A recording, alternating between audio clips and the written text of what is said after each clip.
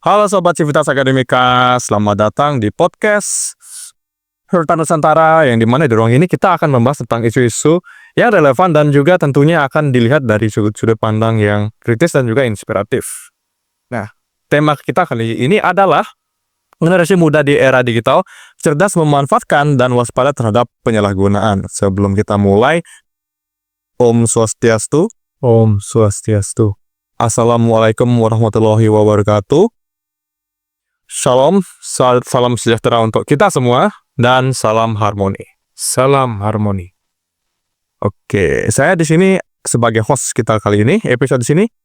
Saya adalah Evan Satya, dan tentu saya tidak sendirian di sini. Di samping saya ditemani oleh narasumber yang terhormat, Bapak Dr. Made Sugi Hartono SHMH. Selamat datang, Bapak. Ya, selamat datang. Gimana, bro? Baik, Pak. Kalau Bapak bagaimana? Sehat? Sehat. Agar lebih mungkin lebih santai, Pak ya. Ya, saya bisa memanggil Bapak dengan nama panggilan apa, Pak ya? Ya, Pak Sugi gitu aja. Pak Sugi. Ya, terima kasih Pak Sugi. Sebelum kita masuk, izinkan saya membacakan CV Bapak. Ya. Jadi narasumber kita yaitu Bapak Dr. Made Sugi Hartono SHMH. Beliau adalah seorang dosen di program studi ilmu hukum Universitas Pendidikan Uniksa sejak tahun 2018. Saat ini beliau menjabat sebagai Ketua Jurusan Hukum dan Kewarganegaraan sekaligus Ketua Satgas Pencegahan dan Penanganan Kekerasan Seksual di Universitas Pendidikan Ganesha. Nah, Bapak Dr. Made Sugi Hartono telah menempuh pendidikan hukum selama 12 tahun di Universitas Gadjah Mada, di mana beliau juga meraih gelar sarjana, magister, dan juga doktoratnya di bidang hukum. Nah, dengan latar belakang akademik, kontribusi nasional, serta pengalaman praktis beliau dalam hukum, HAM, dan advokasi sosial, tentu kita akan mendapatkan banyak wawasan dan tentunya insight yang dalam dari perbincangan kita hari ini. Iya, Pak. Sebelum kita masuk lebih dalam, Bapak, bagaimana pandangan Bapak soal perkembangan teknologi AI, khususnya AI ini? Terutama sudah tidak asing lagi kalau AI itu sangat membantu gitu, sangat berpengaruh ke masyarakat, terutama dalam aspek kehidupan itu, Pak. Ya, jadi begini ya. Saya melihat bahwa perkembangan teknologi itu sangat pesat hari-hari terakhir ini. Dan kita tidak bisa menafikan soal itu, ya. Pilihannya adalah kita menjadi pecundang atau kita menjadi pemenang di dalam perkembangan teknologi yang sedemikian pesat. Maka di situ tentu pilihan rasional kita adalah bagaimana caranya kita memenangkan game ini. Ya.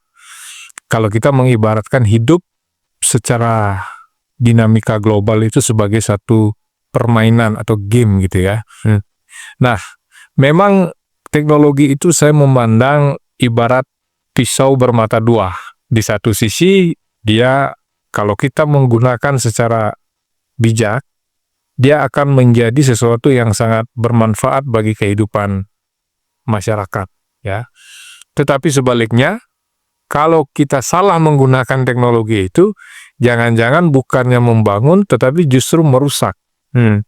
Artinya, dalam pandangan saya, semua itu berpulang pada kedirian kita sebagai user dari teknologi itu. Ya, jadi pilihannya itu. Kita mau menjadi pecundang atau mau menjadi pemenang dalam permainan global ini, ya. Kalau kita melihat dari sisi hubungan global di dunia ini, saya kira begitu. Terima kasih, Pak. Jadi bisa saya simpulkan bahwa menurut Bapak itu teknologi terutama yang terus berkembang pesat ini adalah suatu alat, Pak ya, senjata, pisau gitu, yang digunakan apabila seseorang menggunakannya itu bisa sebagai alat untuk memenangkan suatu kompetisi pertandingan di dunia global, atau malah sebaliknya itu menjadi pecundang, yang dimana malah kita yang digunakan, Pak ya, gitu, oleh teknologi itu melawan dilawan lah itu. Nah, berhubungan juga tentang pisau bermata dua, Pak ya, itu pastinya ada baik buruknya itu. Yang paling terasa di masyarakat menurut Bapak itu terutama untuk anak muda itu, Pak, oleh penggunaan AI ini. Bapak rasa itu yang paling terasa itu lah, Pak, ya? Ada di mana? Iya, jadi begini. Tadi saya katakan bahwa teknologi itu ibarat pisau bermata dua. Ada positif, ada negatif. Nah, memang seperti yang tadi kita sampaikan, teknologi itu tidak menjadi suatu keniscayaan, tidak bisa kita menghindari. Jadi itu sesuatu yang harus kita hadapi, dan kalau kita melihat realitas di masyarakat, realnya, sekarang di Indonesia siapa yang tidak mengenal teknologi itu? Terutama teknologi kaitan dengan media, telekomunikasi, dan informasi. Ya, dari kalangan anak-anak, remaja, orang tua, itu semua sudah familiar dengan teknologi, ya. Dari segmen kelas menengah, kelas bawah maupun kelas atas, ya. Kalau kita lihat dari sisi keterjangkauan atau akses dari sisi geografis, dari pegunungan, pedesaan, sampai di kota, bahkan di pusat kota, itu teknologi sudah sedemikian masif. Artinya memang tidak bisa kita hindari, ya. Terus, bagaimana penggunaan teknologi itu? Tadi saya katakan berpulang pada kedirian kita sebagai user, ya. Saya melihat bahwa di kalangan kita, ya, itu menjadi semacam ada dua sisi. Ada segmen pihak-pihak yang menggunakan teknologi itu untuk kemajuan, untuk kemaslahatan, untuk peningkatan kesejahteraan, dan lain sebagainya. Misalnya di bidang bisnis, ya, di bidang pertahanan keamanan, di bidang sosial. Sekarang kalau kita mau berkumpul, kita mau mengadakan satu diskusi, rapat, itu lintas batas wilayah dengan sangat mudah. Artinya kita dibantu oleh teknologi. Kehidupan kita banyak dibantu oleh teknologi, dipermudah. Tetapi di sisi yang lain, ada segmen masyarakat kita, baik itu remaja, dewasa, orang tua, yang menggunakan teknologi itu yang justru malah kontraproduktif untuk kemajuan. Jadi dia menggunakan teknologi itu untuk hal-hal yang sifatnya malah merugikan, baik dirinya sendiri, keluarga maupun masyarakat. Contoh misalnya, kalau kita lihat teknologi di bidang katakanlah permainan atau game itu misalnya. Kemudian kita lihat penggunaan teknologi komunikasi, informasi yang justru informasi dan komunikasinya itu mengabaikan nilai-nilai etika dan moral misalnya. Nah, di situ ada pelanggaran etika moral yang kalau itu dilakukan secara terus-menerus menjadi kebiasaan, itu akan merusak mentalitas baik si pengguna maupun sekitarnya, ya. Termasuk juga itu soal bagaimana kerusakan mental, kerusakan fisik, karena cenderung kalau hal itu terjadi, maka kondisi fisik dan lain sebagainya itu tidak lagi menjadi sesuatu yang dijaga. Sampai begadang, sampai berjam-jam untuk menggunakan teknologi. Kan di situ tidak baik juga untuk kesehatan, ya Pak, kayak gitu. Saya kira itu. Berhubungan juga tentang menggunakan teknologi berjam-jam, Pak, ya, sampai begadang itu. Anggaplah kita membantu, Pak, ya, untuk membuat tugas, untuk melaporan, ataupun juga untuk meringkas sesuatu gitu. Nah, dalam teknologi AI lah, Pak, yang kita bahas kali ini, ya. Dalam lingkungan kampus nih, Pak, ya, tidak jauh dari anak muda juga, terutama mahasiswa-mahasiswi yang menggunakan AI dan teknologi serupa untuk membantu dalam membuat tugas, atau bahkan dibuatkan oleh AI itu tugasnya itu. Dari sudut pandang Bapak itu lebih ke memberikan manfaat atau malah memberikan tantangan kepada mereka dan juga dosen profesor tersendiri gitu, Pak? Iya, memang kita akui sekarang dunia artificial intelligence itu betul-betul berkembang pesat. Ya, banyak aplikasi-aplikasi yang berbasis AI. Dan sesungguhnya kalau kita melihat dari sisi kebermanfaatan, itu betul-betul sangat bermanfaat. Membantu pekerjaan di beberapa profesi. Kalau dulu kita mau membuat sesuatu, kita harus meng-hire orang, dan itu membutuhkan cost, dan profesionalitas dari orang-orang yang profesional, tetapi sekarang itu bisa dengan mudah diakses dan pekerjaan-pekerjaan itu dibantu diselesaikan oleh AI, artificial intelligence ya itu. Ya. Tetapi kalau kita berbicara di kalangan mahasiswa ya, sesungguhnya ya itu kita kembalikan kepada kita masing-masing. Dalam artian begini, kalau mau mencari mudah, apapun bisa dibantu oleh AI. Tetapi di situ tidak ada semangat pembelajaran. Ya, otak kita tidak dilatih untuk berpikir, semuanya kita serahkan kepada AI. Nah, itu artinya tidak ada proses peningkatan kapasitas intelektualitas bagi si mahasiswa. Kalau misalnya kita berbicara di kalangan mahasiswa. Jadi yang makin cerdas adalah AI-nya. Mahasiswanya adalah kemudian semakin menurun. Kalau penggunaan itu sepenuhnya, tadi dikatakan oleh bro, ini dibuatkan gitu kan, memang bisa. Tapi akhirnya yang semakin cerdas AI-nya, mahasiswanya yang semakin tidak cerdas. Ya, ada penurunan. Terus bagaimana Pak?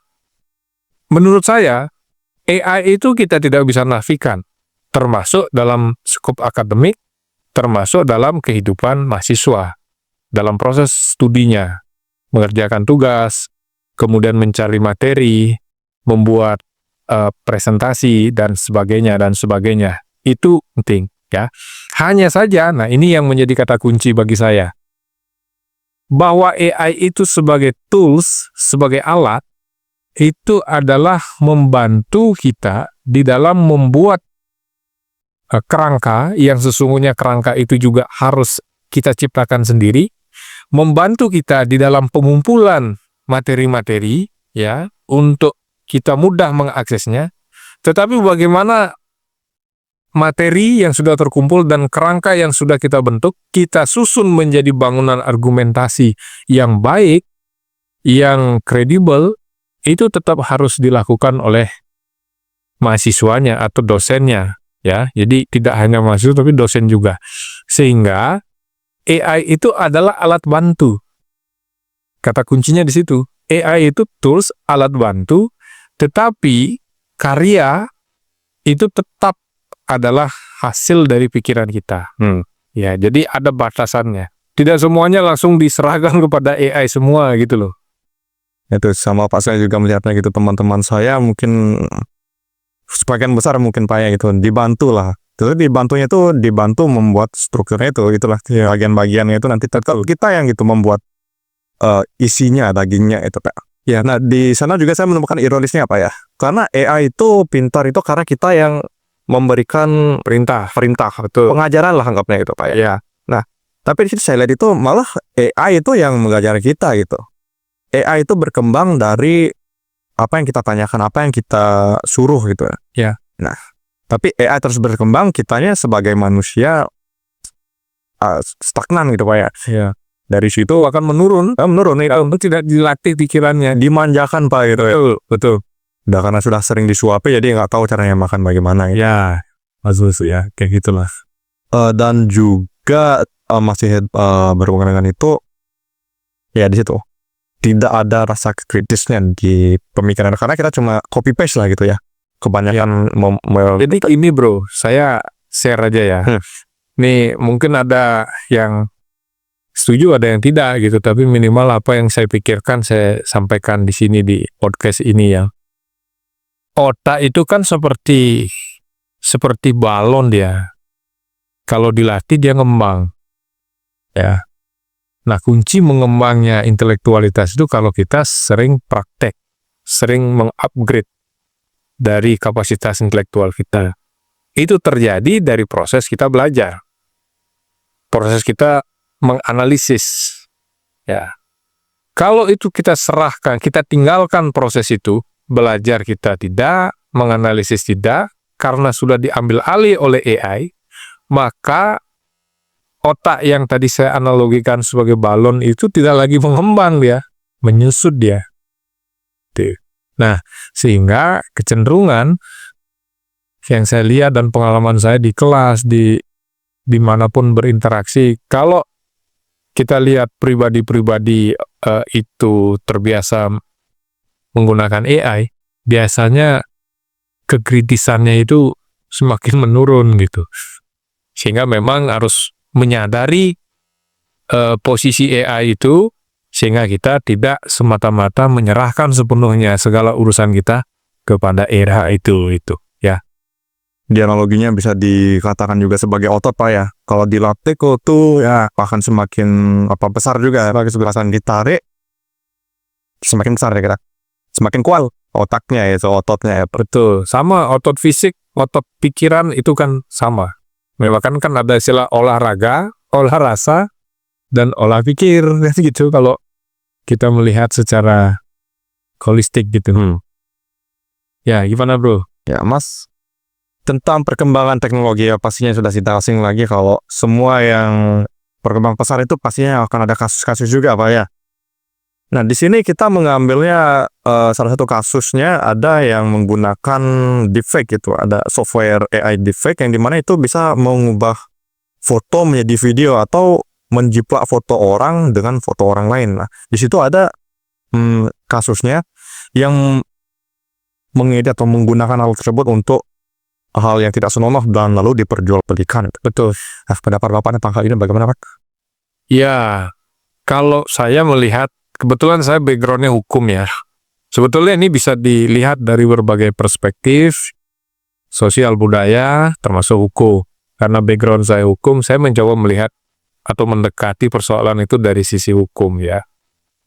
Kalau misalnya penggunaan teknologi itu ya digunakan oleh oknum-oknum yang tidak bertanggung jawab untuk tindakan-tindakan yang melanggar hukum, ya tentu di situ ia akan berhadapan dengan hukum.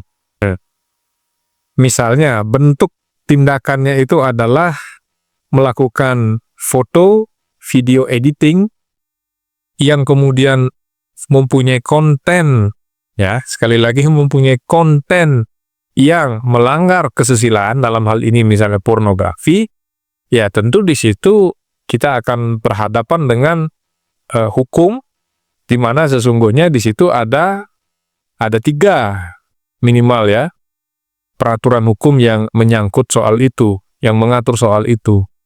Misalnya kalau kita lihat ada Kitab Undang-Undang Hukum Pidana, di mana di situ diatur kaitan dengan tindak pidana yang melanggar kesusilaan.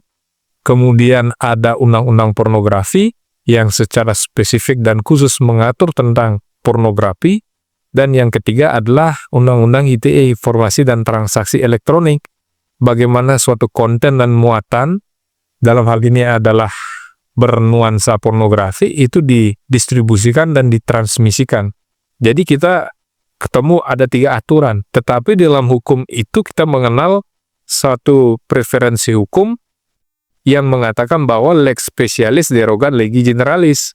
Ketika ada aturan yang khusus, maka aturan yang khusus ini mengesampingkan aturan yang umum. Artinya aturan khusus inilah yang akan diterapkan. Dalam konteks itu, tentu di situ kita mengenal ada 2 hal atau 2 peraturan, yaitu peraturan tentang pornografi dan peraturan tentang ITE. Ya, kayak gitu bro. Jadi bisa dikategorikan hal-hal yang tadi kita bahas itu sebagai pelecehan seksual Pak ya.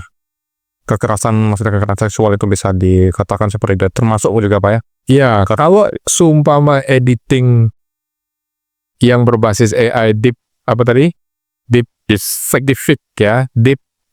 ya. Jadi itu kemudian konten-kontennya adalah bernuansa anti kesusilaan atau pelanggaran kesusilaan, ya tentu di situ kita katakan sebagai satu pelanggaran hukum, pelanggaran norma kesusilaan ya, termasuk itu kekerasan seksual juga di situ kan.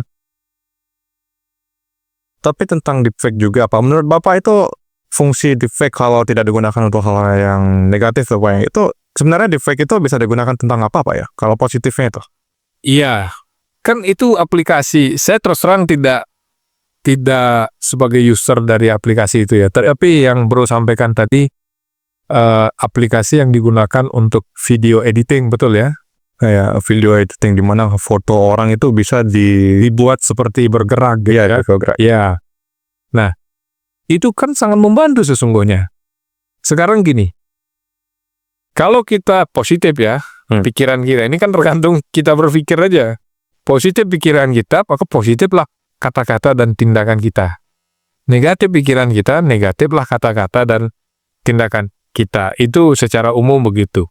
Kalau kita pikirannya positif, misalnya kita adalah seorang entrepreneur, ya, kita seorang mahasiswa, ya, di profesinya masing-masing. Video editing itu kan sangat bagus, sangat membantu dalam keseharian kita. Ya, contoh misalnya kalau dalam kalangan mahasiswa, itu kan perlu juga kita membuat satu konten video pembelajaran. Kan gitu. Kemudian kalau berbicara tridharma di dalam kehidupan kampus, pendidikan, penelitian, pengabdian. Pengabdian itu kan bagaimana kita mengimplementasikan ilmu pengetahuan teknologi kita di masyarakat. Medianya melalui apa? Bisa melalui video. Kan gitu. Kalau aplikasi editing video itu digunakan untuk membuat konten-konten dalam bentuk video atau media pembelajaran yang bertujuan untuk mentransfer ilmu pengetahuan teknologi, itu kan bagus. Ya. Sehingga kita katakan itu sebagai sisi positifnya. Tetapi sisi negatifnya seperti tadi Bro sampaikan. Jadi kayak lebih rawan ke negatifnya juga Pak ya. Nah, makanya saya sih melihat ya berpulang pada diri kita, dalam artian ya seperti tadi, kalau pikiran kita sudah negatif ya kata-kata perbuatan ya negatif kan gitu, jadi sederhananya begitu. Ya apalagi juga AI, hal-hal yang seperti itu semakin tinggi, semakin cepatnya globalisasi atau arus teknologi itu, etika juga semakin berkurang, nggak cuma Pasti pikirnya juga Pak ya. Iya. Nah, masih di sisi negatifnya nih Pak, anggap untuk korbannya Pak ya, korban pelecehan asusila yang di deepfake ini, di edit itu Pak ya, itu langkah-langkah apa yang bisa dilakukan Pak secara hukum atau praktisnya, secara realistisnya gitu Pak ya? Ya, jadi begini Bro. Kalau kita melihat dari sisi korban, ini kan korban ya, korban. Korban itu siapa? Korban itu adalah pihak yang menderita kerugian. Dalam konteks ini, menderita kerugian akibat atau disebabkan adanya satu tindak pidana. Kalau kita melihat itu sebagai tindak pidana, tadi saya sampaikan ada beberapa aturan terkait, Undang-Undang Pornografi, Undang-Undang ITE, KUHP juga sudah mengatur. Nah, di situ diatur sebagai tindak pidana. Orang yang mengalami kerugian akibat dilakukannya tindak pidana, maka pilihannya satu, ya kalau mau, ini kan sebetulnya adalah delik yang disebut dengan delik, kalau dalam tapi dalam konteks ini enggak. Kalau sudah tersebar luas ya itu bukan delik aduan ya, itu tetap ini delik biasa ya. Nah, tetapi begini Bro. Terus bagaimana caranya? Ya, kalau mau menempuh jalur hukum, ya kita laporkan kepada pihak yang berwenang, dalam hal ini sebagai penyidik adalah kepolisian. Ya. Jadi di situ kita bisa ajukan laporan yang dasar hukumnya jelas tadi. Kemudian harapannya, nah, ujung dari proses hukum ini kan keadilan. Buat apa sih hukum itu ditegakkan? Hukum itu ditegakkan adalah untuk mencapai keadilan. Nah, ketika kasus ini dilaporkan, lalu diproses, muaranya adalah putusan hakim.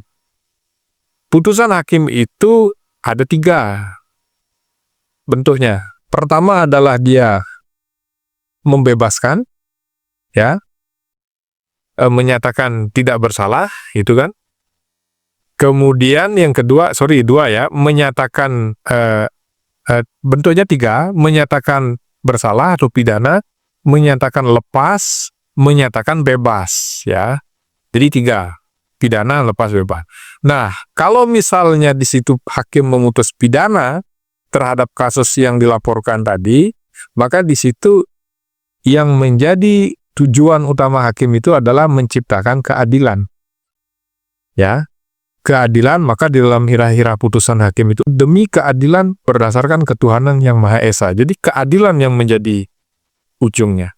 Nah, keadilan versi itu adalah versi korban yang sudah menderita dan versi pelaku. Nah, karena dia pelaku maka diputus pidana, kan gitu.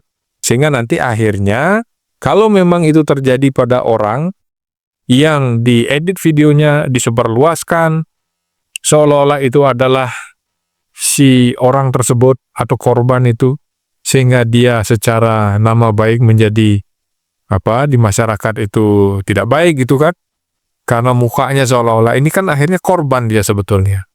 Maka si pelaku harus diapakan?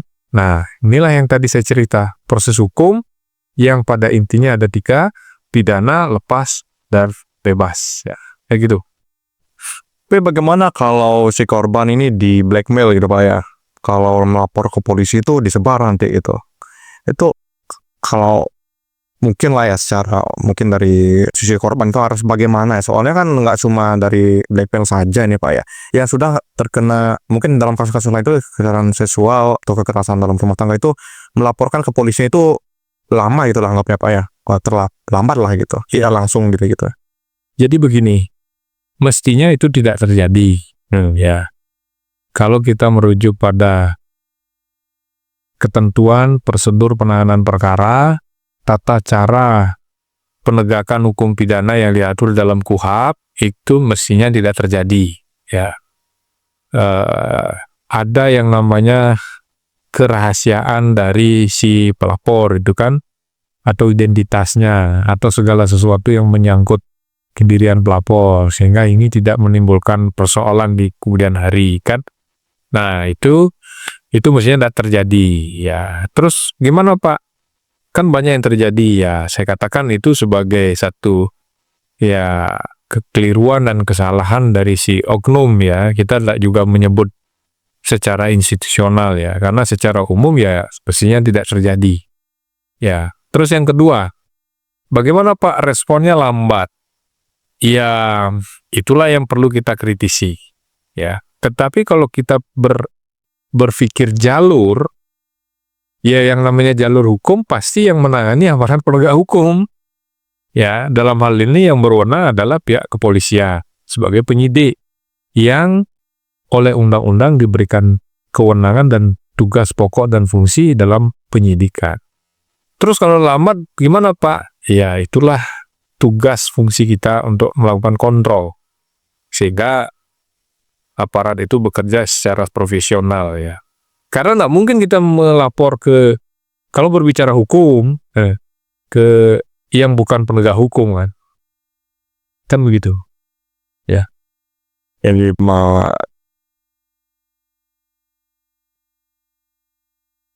Bapak sebagai ketua Gimana bro? Ketua Satgas Pencegahan dan Penanganan Sosial di kampus ini Pak ya. Oke.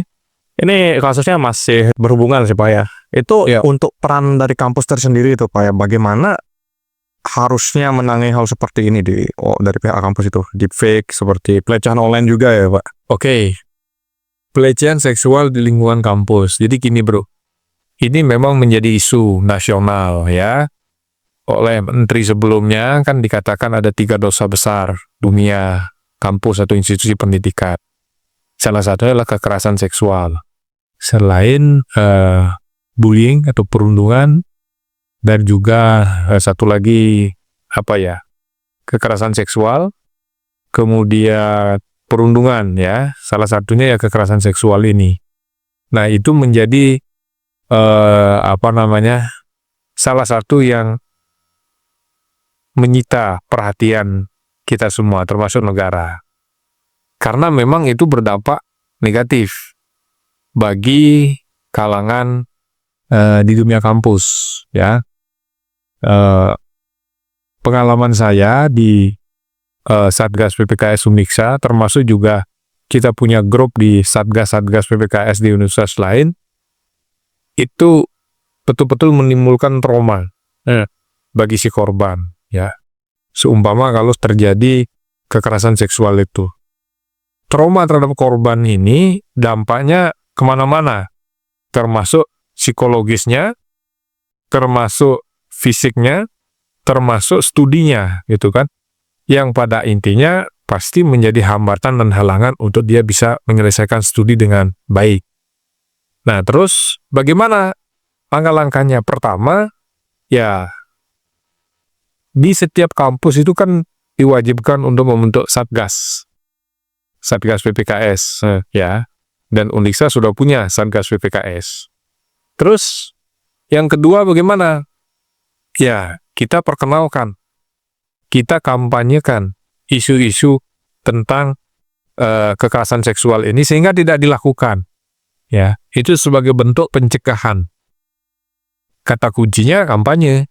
Kata kuncinya ya kita harus edukasi gitu kan. Dan itu kita lakukan secara rutin.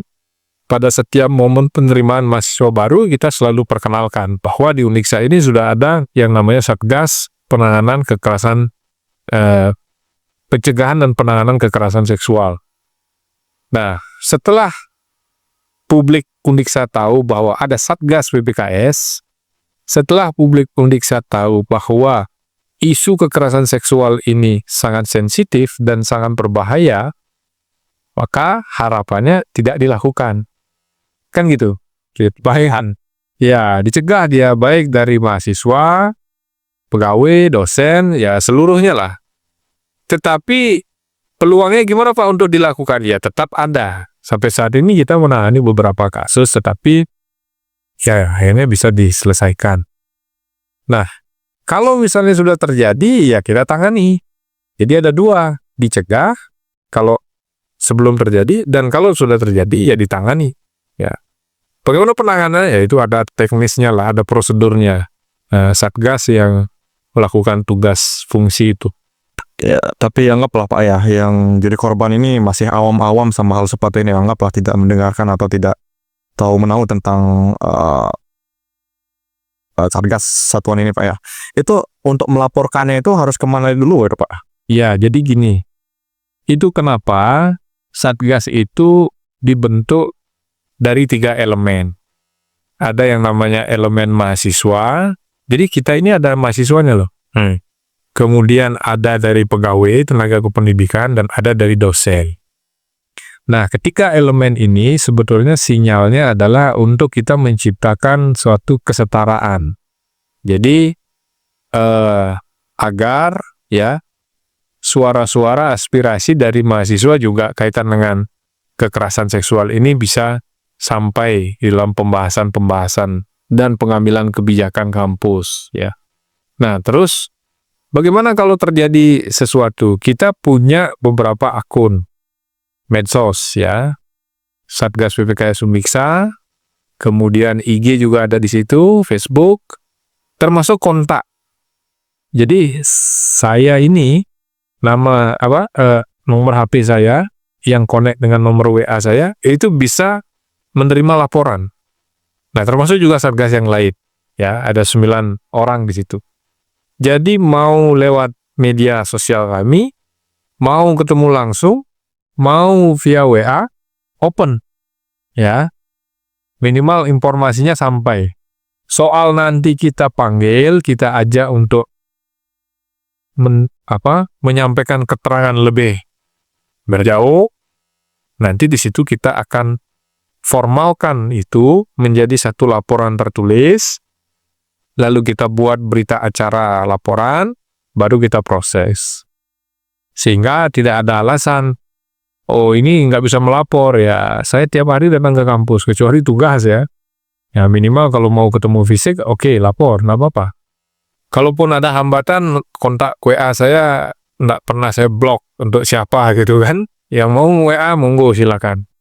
Nah, di media sosial juga ada di Instagram, di Facebook, di web, dan seterusnya. Jadi, saya kira saluran itu bisa dimanfaatkan, diakses oleh pihak-pihak di internal kampus yang memang mengalami ya kekerasan seksual itu, dan kemudian punya niatan untuk melapor ya.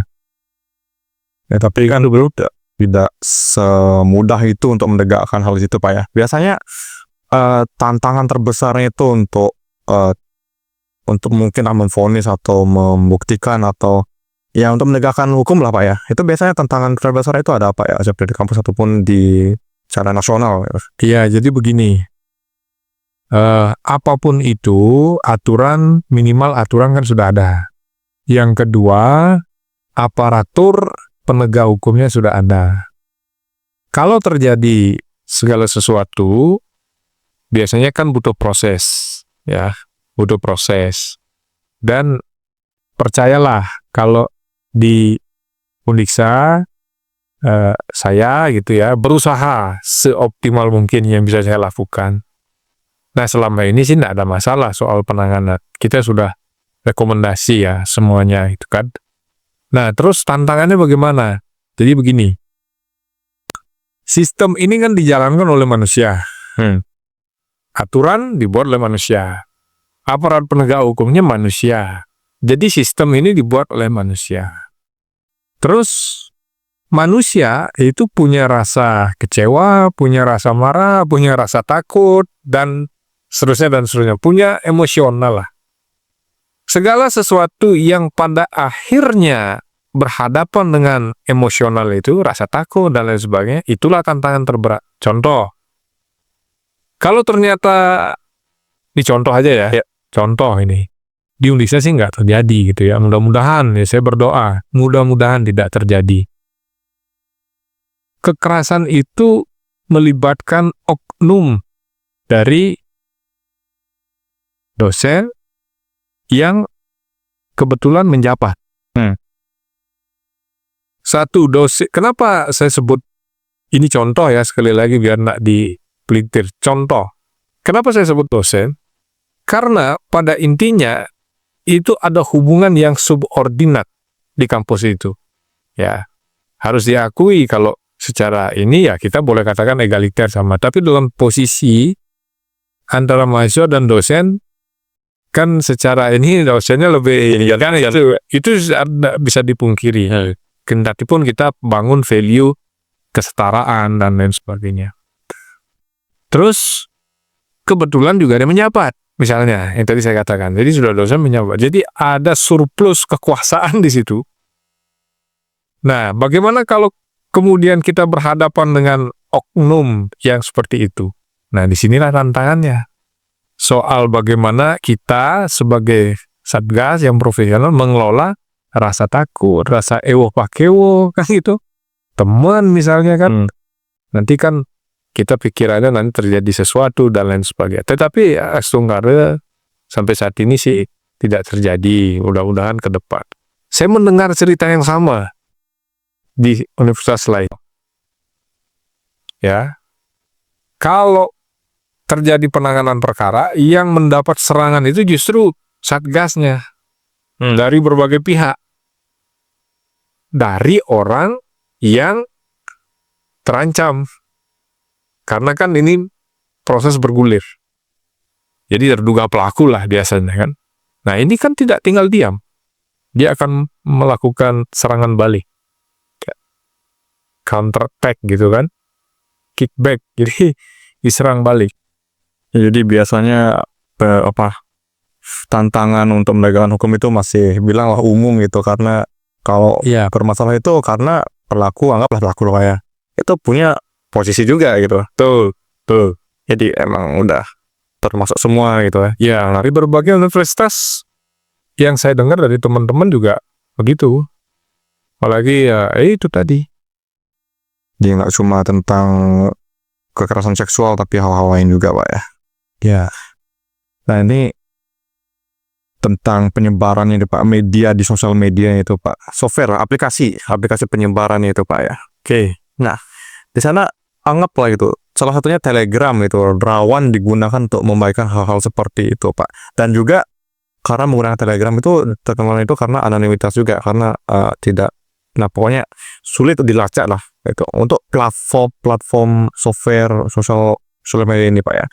Itu bagaimana pendapat Bapak itu tentang tanggung jawab platform ini? Oke, ini memang agak sulit kita ya, dalam artian gini. Sama dengan analogi gini bro, sebelum saya masuk ke konten itu ya, ke materi itu. Katakanlah produsen pisau. Bagaimana tanggung jawab produsen pisau? Ya kalau pisaunya digunakan untuk memasak, untuk hal-hal yang sifatnya positif, bekerja, ya kan tidak masalah. Ya. Tapi bagaimana pisau itu pakai membunuh? Jadi Nah, nanti kita diskusi ya. Kita artinya, ya ini emang nggak bisa langsung disalahkan dari developer atau pembuatnya itu Pak, karena emang awal mulanya diproduksi itu atau misalnya ditujukan untuk untuk gitu yang ya hanya kita aja yang menggunakan untuk hal-hal yang sederhana. Berikutnya gini, mobil. Menurut bro, mobil itu positif atau negatif? positif dari satu ke transformasi dari satu lokasi ke satu lokasi lagi. Bro dari mana asalnya? Saya dari asal lahirnya atau dari Asal lahirnya? saya dari Klungkung Pak. Dari Oh ya, kesini naik motor, naik mobil, pas ini kan? Bro naik mobil di sini. Bagus Pak, bagus. Dari Klungkung bisa ke Singaraja, paling 2 jam, kan gitu, ya kan? 2 jam. Kalau dulu jalan kaki berhari-hari kan gitu. Nah terus kendaraan mobil yang dari awal dibuat untuk hal yang positif, tiba-tiba bro gunakan nabrak orang. Misalnya, ini contoh aja. cara langsung juga untuk Mabuk yang gitu, mabuk sambil kendaraan nabrak orang. atau nabrak perumahan juga. Ya, mabuk lah yang merusak, yang merugikan. Jadi alat yang positif bisa jadi digunakan untuk yang negatif. Jadi emang sangat sulit bro. Ya produsennya berarti tidak sepenuhnya bisa bertanggung jawab Pak. Maksudnya memang tidak bisa disalahkan juga Pak ya, gitu ya. Iya, kalau saya sih fokus yang menyalahgunakan aja. Iya, jadi ya memang yang menggunakan juga. Jadi untuk tanggung jawab platformnya atau industrinya lah itu tidak bisa disalahkan sepenuhnya. Itu hanya Apa bedanya kemudian dengan SMS? Nah, kalau SMS itu dipakai untuk pesan yang juga negatif kan bisa. Apa? Prostitusi bisa kan lewat pesan SMS itu misalnya. Ini kan ya memang sulit. memang jadi dari penggunanya aja. Ya, fokus ke penggunanya aja. Makanya tadi saya katakan di paling awal saya katakan perkembangan teknologi kita tidak bisa nafikan, tidak bisa kita pungkiri. Lalu bagaimana? Ya kata kuncinya SDM kita harus kita siapkan.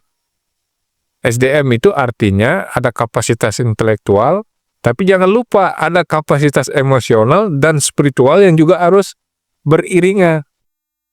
Karena kalau hanya kapasitas intelektual aja kita tingkatkan, minus atau defisit emosional dan spiritual, ini justru berbahaya bro. Itu, kalau menurut saya, kalau membangun sesuatu itu bisa berpuluh ratusan orang membangun sesuatu. Tapi untuk merusak satu orang aja. Tapi satu orang yang cerdas. Apalagi didukung teknologi yang canggih. Hancur itu. Ya, itu analoginya kayak gitulah. Siapa lagi yang tersebar itu mudah sekali digunakan aksesnya itu Pak ya. Ya, nah masih berhubungan juga tentang penggunaan itu dan lain sebagainya itu. Sudah semua masyarakat sudah Bapak katakan tadi juga kan, teknologi dari gunung, dari atas gunung sampai ke laut, itu sudah diakses semua lah itu. Betul. Nah, itu tentunya harus ada regulasinya juga Pak ya. Di negara-negara lain itu regulasinya sudah diimplementasikan, hasilnya sudah dibuat lah itu. Nah di Indonesia tentang implementasi regulasi dari AI ini bagaimana menurut Bapak? Harus dipesatkan atau tidak terlalu perlu dilakukan itu?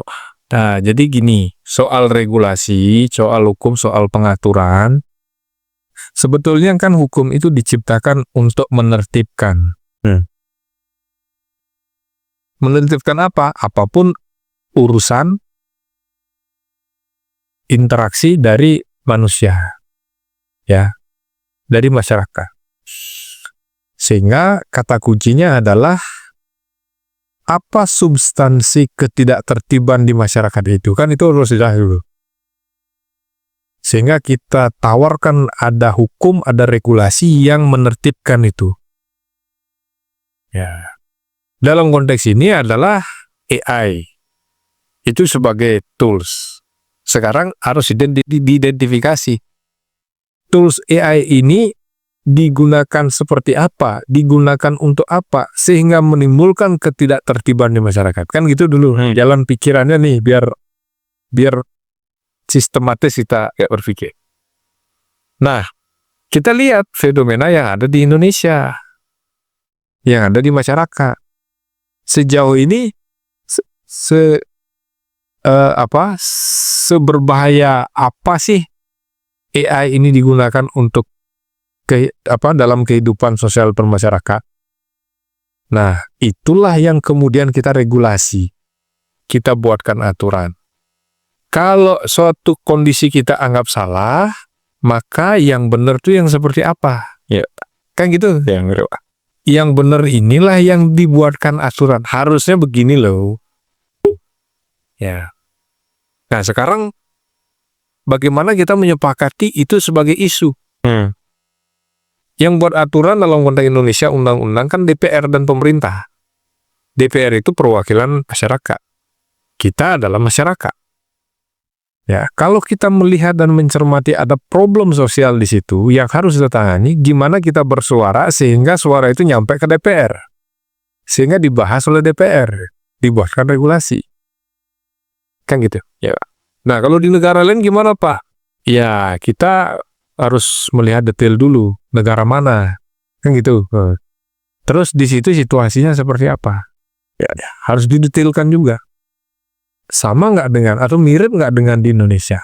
Dia menyelesaikan kondisi juga, Pak. Iya, Geopolitik di Indonesia seperti apa? dan seterusnya, dan seterusnya. Intinya kita harus lihat.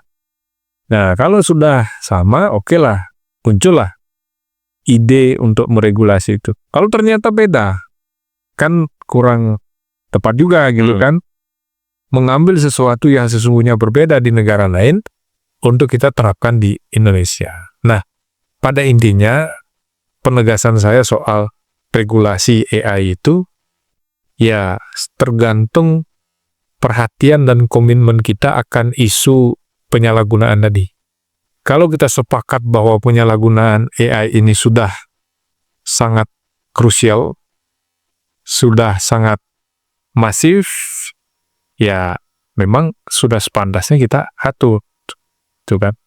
Tapi kalau dipandang belum, ya rasa-rasanya sih belum perlu.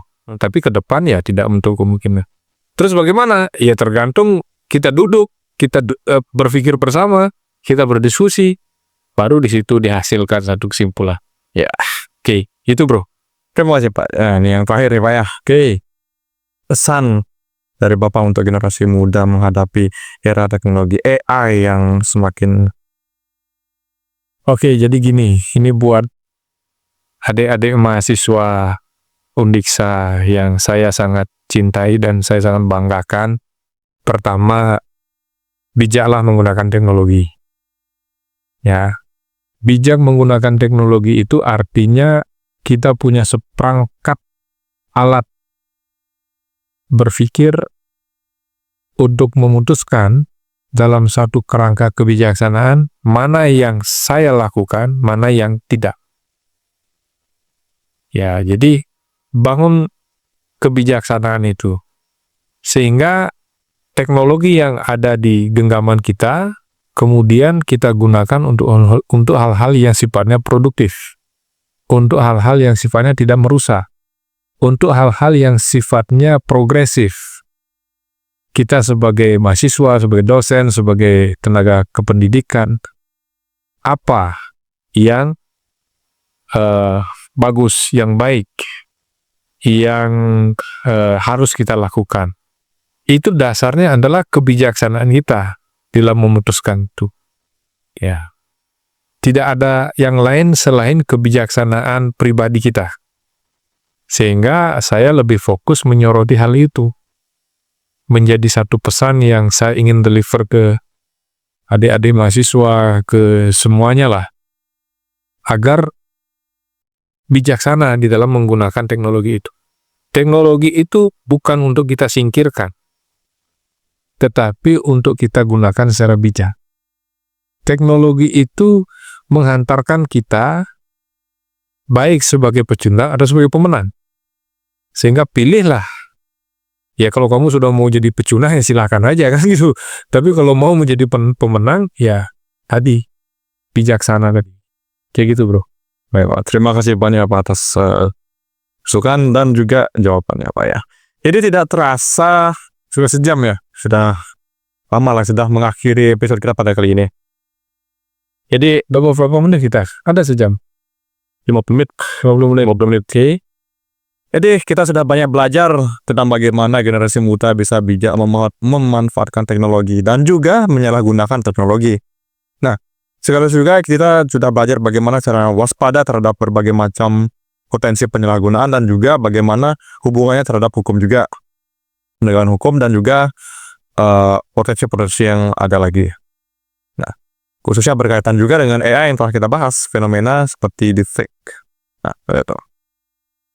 Sekali Pak, terima kasih banyak yang sudah bertanya. Terima kasih bro, mudah-mudahan apa yang kita perbincangkan bermakna dan saya yakin ini penting untuk ya minimal menyadarkan diri sendiri juga gitu kan. Saya bro, itu juga penting untuk kita selain untuk teman-teman mahasiswa dan masyarakat umum kalau ini sampai di tangan mahasiswa dan masyarakat umum. Jadi memang kalau kita membahas sesuatu itu bukan hanya untuk orang lain gitu, tetapi minimal untuk diri sendiri juga sebagai pengingat ya. Saya tidak sempurna ya, apapun perlu diingatkan itu kan. Saya kira itu. Sangat membuka mata perspektif lah gitu dari segi hukum dan juga dari segi anggaplah orang dewasa juga Pak ya. Nah, semoga apa yang kita dapatkan hari ini menjadi bekal penting untuk ke depannya menjalani kehidupan digital yang bertanggung jawab yang semakin kompleks ini juga. Tetap cerdas, kritis, dan juga tentu saja bertanggung jawab. Saya Evan Satria sebagai host kali ini, episode kali ini, pamit untuk undur diri. Dan semoga semua kawan-kawan sekaligus bisa memahami apa yang telah kita bahas di podcast kali ini. Semoga tetap cerdas, tetap kritis, dan juga jangan lupa jadi bagian dari solusi. Tetap berkarya dan tetap semangat. Om Santi Santi Santi Om. Om Santi Santi Santi Om. Wassalamualaikum warahmatullahi wabarakatuh. Salam sejahtera dan salam harmoni. Salam harmoni.